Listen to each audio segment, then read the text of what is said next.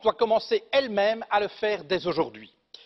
Votre action en France raconte une toute autre histoire, une histoire qui met à mal la devise de votre pays, liberté, égalité, fraternité. Où est la liberté?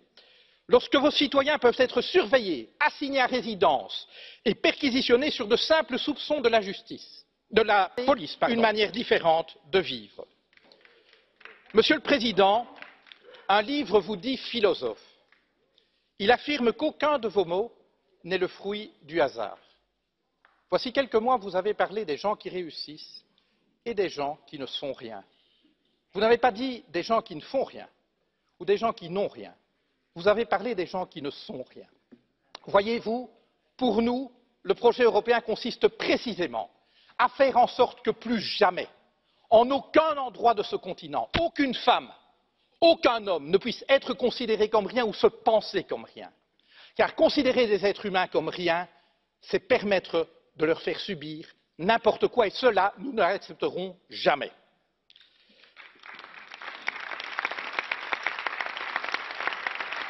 Monsieur le Président, vous avez pris coutume d'offrir à vos hôtes de marque un cadeau. Permettez-moi de faire de même. Je vous offre cette corde d'escalade, symbole de la cordée à laquelle vous semblez tenir. Je vous dirai ceci. Chaque fois que vous ferez avancer la cause de la liberté, de l'égalité et de la fraternité en Europe, chaque fois que vous agirez pour une Europe plus juste, plus durable et plus démocratique, nous serons à vos côtés. À défaut, vous nous trouverez sur votre route. Je vous remercie.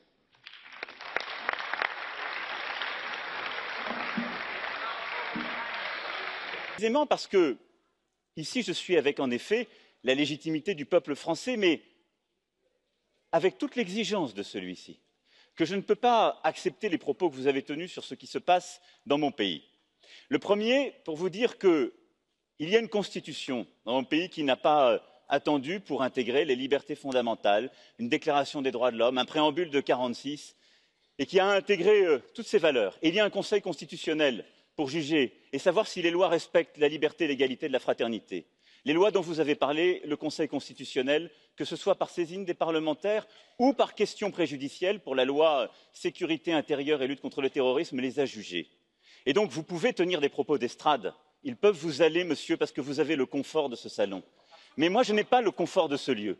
Et j'ai eu la courtoisie de vous écouter. Je vous demande la même courtoisie. J'ai eu cette courtoisie qui est démocratique. Vous êtes un représentant, je suis un autre représentant. Mais la loi sécurité intérieure lutte contre le terrorisme, elle permet de lutter contre les terroristes islamistes dans notre pays. C'est à ce titre qu'elle permet des visites domiciliaires, c'est à ce titre qu'elle permet en effet la protection d'espaces publics. Je l'assume totalement. Parce que je suis aujourd'hui le président d'un pays à de multiples reprises attaqué par des terroristes. Et je ne saurais expliquer à mon peuple que nous désarmons face à ce risque.